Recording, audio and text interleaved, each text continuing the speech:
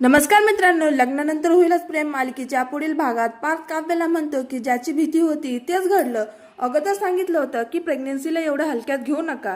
तर इकडे घरी आल्यावर रम्या आता काव्याला सजेशन देऊ लागते की तू घरी थांबत जा, बाहेर कुठे जाऊ नकोस, नाहीतर होत्याचा नव्हत्या व्हायला वेळ लागणार नाही. तेव्हा काव्य आता रागातच म्हणते की मी आताची मुलगी आहे, मी माझी कामे खुद करू शकते. प्रेग्नेन्सी आणि माझा अभ्यास हे सगळं काही एकत्र करू शकते.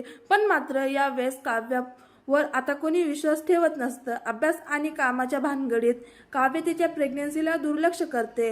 रम्याने असं आता सगळ्यांमध्ये गैरसमज पसरवलेला असतो. तर काव्य बेशुद्ध पडल्यामुळे आता पार्थलाही तेच वाटू लागतं. काव्य सगळ्यांना ओढून सांगत असते की मी हे दोन्ही मॅनेज करू शकते, पण मात्र तिच्यावर आता कोणी विश्वास ठेवत नाही.